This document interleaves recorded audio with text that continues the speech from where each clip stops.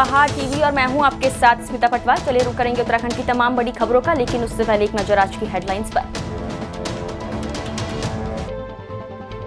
ओखलकांडा की सड़कें बदहाल, ग्रामीणों का फूटा गुस्सा। मसूरी में सामाजिक संस्था ने सरकारी स्कूल के छात्रों को बांटे गरम कोट। उत्तरकाशी में पुलिस ने होटल, ढाबों और दुकानों पर चलाया चेकिंग अभियान, 4 लोगों को काटे चालान। व्यापार मंडल अध्यक्ष घर चोरों ने बोला धावा, 1.5 लाख नकदी और सोने चांदी के आभूषणों में किया हादसा। जनपद उधम सिंह नगर की किच्छा विधानसभा के पूर्व विधायक राजेश शुक्ला ने प्रेस वार्ता कर कांग्रेस के पूर्व प्रदेश कार्यकारी अध्यक्ष और किच्छा विधायक तिलकराज बेहड़ पर पलटवार करते हुए कहा कि जो लोग कई बार किच्छा के विधायक बने और मंत्री भी रहे, लेकिन उसके बाद भी क्षेत्र में एक भी छठ घाट का निर्माण नहीं कराया। लेकिन मैंने विधायक बनने के बाद बिना भेदभाव क्षेत्र के सभी धार्मिक स्थलों का सौंदर्यकरण कराया। इसके साथ मैंने अपने पूर्वांचल समाज की भावनाओं को ध्यान में रखते हुए छठ घाटों का निर्माण भी कराया था। नहीं पा रहे हैं, घमंड से उनका घमंड रावण से बढ़कर हो गया है। वो अनर्गल आरोप लगा रहे हैं। एक व्यक्ति अपने समाज की छठ पूजा का निश्चय करने जा रहा है, वो भी उनको रास नहीं आ रहा है, जो 2 बार विधायक रहा है। अधिकारियों पे झूठे आरोप लगाकर उनको दबाव मिले, गलत काम कराना चाहते हैं, अवैध खनन कराना चाहते हैं। चूँकि अधिकारी नहीं करने दे रहे हैं, इसलिए उनको धमकी दे रहे हैं कि सरकार आने पर हटा दूंगा, देख लूँगा। क्या देखेंगे, क्या देखेंगे? उनके सारे कारनामे जनता को पता है। आज मुझ पर सत्ता के हनक आरोप लगा रहे हैं। उन्होंने हत्या कराई यहाँ एक नौजवान पप्पू शाही की फर्जी एनकाउंटर के जरिए। आज भी उनके घर के आगे जाके आप देख सकते हैं, सार्वजनिक सड़क को उन्होंने बैरिकेड करके लोगों का रास्ता रोक रखा। उनके पुत्रों का कारनामे रुद्रपुर, किच्छा, देहरादून तक लोगों को पता क्या कौन कहाँ जुआ खेल रहा है, कौन किसके साथ क्या कर रहा है, कैसे उनके बेटे की शादी हुई, किन परिस्थितियों में, क्या कारण थे। अगर मेरे मुँह में ज़्यादा उंगली डालेंगे तो मैं सारी बातों में जिंदा करना लाऊंगा। मैं साफ साफ कहना चाहता हूँ, मैं विकास के मुद्दे पर उनसे बात करना चाहता हूँ। मुझे किच्छा के विकास, प्रौद्ध विकास की चिंता है। आज मुख्यमंत्री ने 10 उनसे प्रस्ताव मांगे, कोई ढंग का जवाब प्रस्ताव नहीं रख पाए।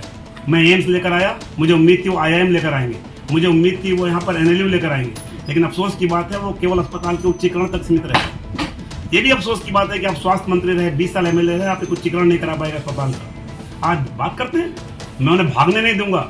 जो झूठ बोला है उन्होंने, जो उन्होंने जनता से झूठ बोल के चुनाव जीता है, उसका हिसाब मांगा जाएगा।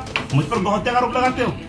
गौ हत्यारों का वोट लेकर, अपराधियों का वोट लेकर, अपराधियों के साथ मिलकर आपने चुनाव जीता है।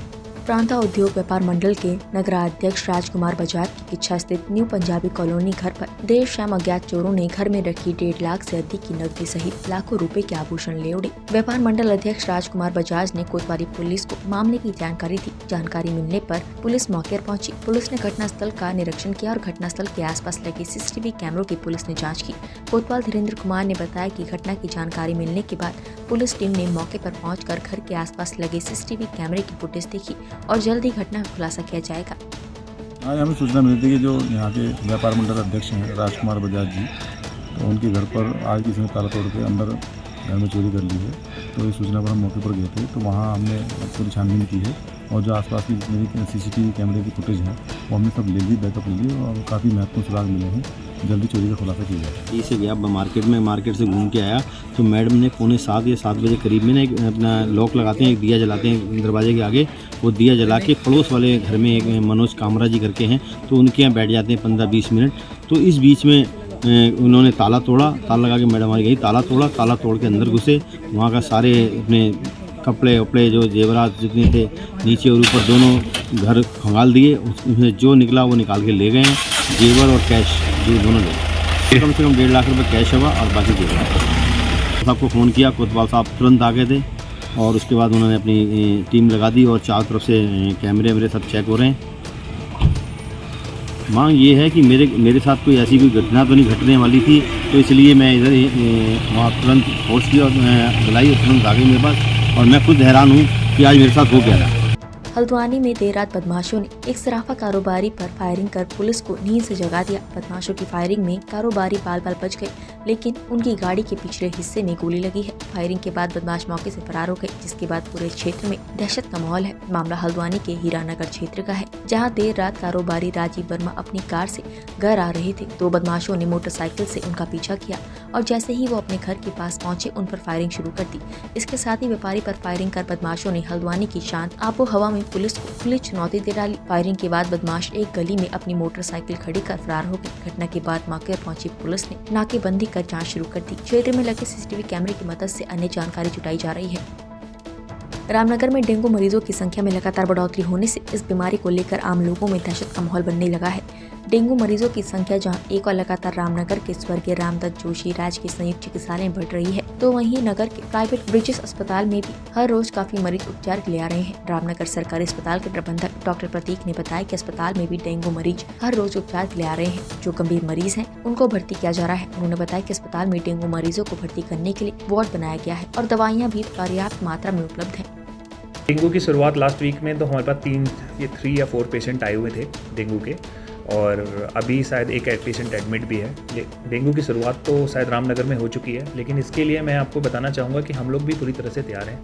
हमारी जनरल मेडिसिन की हैं जो फिजिशियन डॉक्टर हैं, डॉक्टर मोनिका, वो लगातार पेशेंट्स को देख रही हैं, और कोई भी अगर ऐसी चीज़ें लग रही हैं, अगर किसी के इंसान के शरीर में कोई दर्द है, फीवर लगातार आ रहा है, तो वो तुरंत इस समय डॉक्टर के पास आए और डॉक्टर को दिखाए। सबसे इम्पोर्टेंट चीज़ है। अच्छा, डेंगू से बचने के लिए हमें सबसे ज़रूरी चीज़ है कि अभी कुछ समय पहले ही बारिश हुई है, बारिश अभी ख़त्म हुई है, तो हमें को पानी कहीं भी रुकने नहीं देना है। हमारे आसपास, हमारे कूलर में, हमारे घर के आसपास कहीं भी जगह है, हम उसे अगर पानी को वहाँ से निकालते हैं, अगर सफाई रखते हैं, तो हम डेंगू से मैक्सिमम लगभग 60-70% बच सकते हैं। दूसरा ये है कि अगर बाई चांस किसी को फैमिली में किसी को डेंगू हो जाता है, तो किसी को घबराने की ज़रूरत नहीं है। अगर आपको शरीर में दर्द है, फीवर है, तुरंत डॉक्टर के पास आएँ, चेकअप कराएं अपना। अल्मोड़ा जिले के विकासखंड ब्लॉक सभागार में सल्ट विधायक महेश जीना ने समीक्षा बैठक की। बैठक में विधायक महेश जीना ने सभी विभागों से जानकारी ली और जिस विभाग में जो समस्याएं आ रही थी उसे ध्यान में लेते हुए उच्च अधिकारियों को अवगत कराया। उन्होंने कहा कि किसी विभाग की परेशानियों को अपने स्तर से भी समाधान करने का प्रयास किया जाएगा। सितारगंज उप जिलाधिकारी तुषार सैनी ने किसानों की शिकायत पर एसएमआई कार्यालय और क्रय केंद्रों का निरीक्षण किया। निरीक्षण के दौरान उप जिलाधिकारी तुषार सैनी ने एसएमआई कार्यालय में दस्तावेजों की जांच की। साथ ही एसएमआई सितारगंज को निर्देश दिए कि किसानों को किसी प्रकार की कोई समस्या न हो। वहीं उप जिलाधिकारी ने मीडिया से बात करते हुए बताया कि शिकायतें मिल रही थी कि क्रय केंद्रों पर अनावश्यक रूप से कुछ लोग क्रय केंद्र पर बैठे रहे हैं। वहीं किसानों की शिकायत पर क्रय केंद्रों का निरीक्षण किया गया। साथ ही एसएमआई और क्रय केंद्र प्रभारियों को निर्देश दिए गए। इसमें 2 मुख्यतः प्रकरण हैं कि एक तो जो हमारी राइस मिल्स हैं उनका कुछ का कहना था कि कुछ राइस मिलों को प्राथमिकता दी जा रही है जो धान भेजा जा रहा है, तो उसके संबंध में जांच की गई है और सभी जो भी अभी तक धान भेजा गया है उसकी रिपोर्ट मांगी गई है वीडियो कोऑपरेटिव से भी और यहाँ पे एसएमआई से भी। दूसरा जो मुख्यतः प्रकरण है वो बार बार किसानों के द्वारा भी और अन्य सोर्सेज से भी हमें पता चल रहा है कि कुछ पर्टिकुलर लोग लगातार कांटे पे बैठ रहे हैं जिनका कोई ऐसा अधिकार नहीं है यहाँ पे बैठकर किसी भी डॉक्यूमेंट को चेक करने का। इसके संबंध में ये जांच की गई थी और स्पष्ट निर्देश दिए गए हैं सभी कांटे के जो प्रभारी हैं और यहाँ पे एसएमआई को भी कि कोई भी बाहरी व्यक्ति कांटों पे या ऑफिस में बैठा हुआ ना दिखे या उसका किसी भी तरह का कोई हस्तक्षेप इसमें ना दिखे। अगर ऐसा होता है तो सुसंगत धाराओं में मुकदमा भी दर्ज किया जाएगा और नियमित कार्रवाई की जाएगी। ओखलकांडा विकासखंड की जर्जर दर्जनों सड़कों की स्थिति किसी से छुपी नहीं है, जिसको लेकर अब ग्रामीणों ने मोर्चा खोल दिया है। कई सालों से सड़कों की स्थिति नहीं सुधरने पर अब ग्रामीण धरने पर बैठ गए हैं। पूर्व दर्जा राज्य मंत्री हरीश पनेरू के नेतृत्व में ग्रामीणों ने बुधवार को हल्द्वानी के बुद्ध पार्क में जोरदार धरना प्रदर्शन किया। आपको बता दें कि ओखलकांडा ब्लॉक के मुख्य ग्रामीण मार्गों का बहुत बुरा हाल है। जगह जगह गड्ढों से कई दुर्घटनाएं भी हो चुकी हैं। सबसे खराब हालत 26 किलोमीटर लंबे मार्ग शिरा खान अमजद मोटर मार्ग का है। यहाँ ग्रामीण हाईवे ओखलकांडा सहित चंपावत जिले के सैकड़ों गाँव को जोड़ता है। पर्यटन के लिहाज से भी यह मोटर मार्ग महत्वपूर्ण है। हल्द्वानी से रीठा साहिब को जोड़ने वाला सबसे नजदीक रूट है। आजादी के बाद ओखलकांडा विकास खंड में जो विकास होना चाहिए था, चाहे वो किसी की भी सरकारें रही, मैं उसमें किसी दल विशेष का जिक्र नहीं करूं, चाहे वो जिनकी 50 साल सरकार रही या चाहे जो आज सरकार में बैठे हैं वो हो। विकास हुआ, बच्चों में इतना बड़ा पुल बना, हमारे यहाँ सड़क हल्द्वानी से लालगंडिया से अमजद, मिडार, स्वागोट, पोखरी, कुंडल, अधोड़ा पूरे इलाके लोग घोड़ों में आते थे और यहाँ से सामान ले जाकर पहाड़ जाते थे। सड़क बनी, लेकिन जिस गति से ओखलकांडा का विकास होना चाहिए था वो विकास में ओखलकांडा आज़ादी के बाद आज भी बहुत पिछड़ा हुआ है, बहुत ही बैकवर्ड है, इंटीरियर है। मैं आपको ये कहना चाहता हूँ, अब उसके लिए हम सबको एक होने की जरूरत है। मैंने गांधी जी के दांडी मार्च में फिर इसलिए आता हूं कि हो सकता है कि इस धरने में से जब आप जाओगे तो आपसे ये कहेंगे कि कितने लोग थे वहां। अरे क्षेत्र तो इतना बड़ा है। मैं ये कहना चाहता हूं, जगाने वाला एक होता है।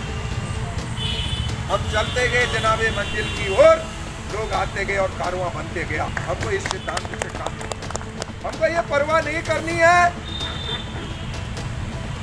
कि लोग 10 हैं या 20 हैं या 50 हैं या 100 हैं। हमको ये परवाह करनी है कि हम नौजवान हैं। जब सड़क से हम हल्द्वानी से सिमलिया बैंड को जाते हैं, हमारे प्रधान जी ने मुझसे, मोहन सिंह चौहान जी का मैं बड़ा शुक्रगुजार हूँ कि उन्होंने मुझे जगाया। एक बार जोरदार तालियों से उनका धन्यवाद अदा किया। मुझे इसलिए जगाया, उनका मुझे स्पेशली फोन आया। उन्होंने कहा फनेरू जी, मैंने कहा हाँ भाई साहब। बोले महाराज, जनपद पौड़ी गढ़वाल के एक इंस्पेक्टर और एक सब इंस्पेक्टर के खिलाफ सीजेएम कोर्ट ने मुकदमा दर्ज करने के निर्देश दिए हैं। लक्ष्मण झूला पुलिस की हिरासत से भागकर एक युवक ने गंगा में कूदकर आत्महत्या कर दी। लक्ष्मण झूला थाने के निरीक्षक संतोष कुंवर और एक सब इंस्पेक्टर के खिलाफ पौड़ी सीजेएम कोर्ट ने मुकदमा दर्ज करने के निर्देश दिए हैं। आपको बता दें कि चोरी के आरोपी युवक को टिहरी के मुनि की रेती पुलिस ने गिरफ्तार किया था। वहीं चोरी के आरोपी युवक को बाद में लक्ष्मण झूला पुलिस के हवाले कर दिया गया था। वहीं घटना के बाद लक्ष्मण झूला थाने के निरीक्षक संतोष कुंवर को एसएसपी ऑफिस से अटैच किया गया था। आपको बता दें कि उत्तरकाशी निवासी मृतक युवक केदार के पिता लक्ष्मण सिंह ने कोर्ट में वाद दायर कर पुलिस पर आरोप लगाते हुए कहा था कि उनके पुत्र की हत्या पुलिस की अभिरक्षा में हुई है। वहीं बीती 22 अगस्त की घटना के मामले में सीजेएम रवि प्रकाश शुक्ला ने फैसला सुनाया है। केदार वाला जो प्रकरण था उसमें 22 तारीख को उनका लक्ष्मण सिंह भंडारी हैं उत्तरकाशी के, उनका बेटा का लक्ष्मण झूला पुलिस की कस्टडी से मिसिंग हो गया था और उस पर उन्होंने 156(3) की एप्लीकेशन विवेचना और प्रथम सूचना रिपोर्ट दर्ज करने के लिए माननीय न्यायालय सीजेएम के कोर्ट में प्रस्तुत किया था। और उसमें जांच के उपरांत सीओ अधिकारी द्वारा अपना सीओ श्रीनगर द्वारा अपना जांच आख्या न्यायालय में प्रस्तुत की गई और उसके पश्चात आज माननीय न्यायालय द्वारा उसमें अपना आदेश पारित किया है, जिसमें माननीय न्यायालय ने थाना प्रभारी तत्कालीन लक्ष्मण झूला श्री संतोष सिंह कुंवर और तपोवन पुलिस चौकी श्री आशीष चौहान के विरुद्ध प्रथम सूचना रिपोर्ट दर्ज करने का आदेश किया गया। देवाल विकासखंड के मानमती में 1 वर्ष पूर्व हुए पिंकी हत्याकांड मामले में पुलिस की हाथ बड़ी सफलता लगी है। पुलिस ने फरार चल रहे हत्या आरोपी गुलाब सिंह को कड़ी मशक्कत के बाद आखिरकार बुधवार देर शाम कर्णप्रयाग के समीप चिमली बैंड से गिरफ्तार कर लिया है। थराली पुलिस हत्या आरोपी को गिरफ्तार कर थराली लाई, जहाँ से उसे न्यायिक मजिस्ट्रेट के सम्मुख पेश किया जा रहा है। आपको बता दें कि 1 वर्ष पूर्व मानमती गाँव में गुलाब सिंह ने बेरहमी से पिंकी की हत्या कर दी थी, जिसके बाद से हत्या आरोपी फरार चल रहा था। पुलिस लगातार हत्या आरोपी की गिरफ्तारी के लिए तबीश दे रही थी, बावजूद इसके आरोपी पुलिस के हत्थे नहीं चढ़ सका। 2021 को एक घटना होती है राजस्व क्षेत्र में, जिसमें पिंकी नाम की लड़की का मर्डर होता है। उसमें नामजद एफआईआर होती है गुलाब सिंह के विरुद्ध। तो ये व्यक्ति उसी दिन से मौके से फरार हो जाता है। तो इस पर गिरफ्तारी के लिए पहले राजस्व टीम द्वारा प्रयास किया जाता है, फिर इन्वेस्टिगेशन नियमित पुलिस को ट्रांसफर होती है, पुलिस के द्वारा इसमें प्रयास किया जाता है, परंतु ये फरार रहता है। इसके बाद माननीय न्यायालय से इसका NBW 82-83 कुर्की होती है और फिर मफरूरी में इसके ऊपर 2500 का इनाम घोषित होता है और इनाम बढ़कर 5000 का हो जाता है। तो लगातार पुलिस इसमें प्रयास कर रही थी, बाहर जहाँ भी इसके होने की संभावना थी लगातार दबिश जारी थी, प्रयास हो रहे थे। तो इसमें सफलता मिली है, इसकी गिरफ्तारी हो गई है और इसके उपलक्ष्य में टीम के उत्साहवर्धन के लिए DIG रेंज महोदय द्वारा 30,000 रुपये की पुरस्कार की घोषणा की। उत्तराखंड की तमाम बड़ी खबरों में फिलहाल इतना ही। बाकी खबरों के लिए देखते रहिए पहाड़ टीवी। नमस्कार।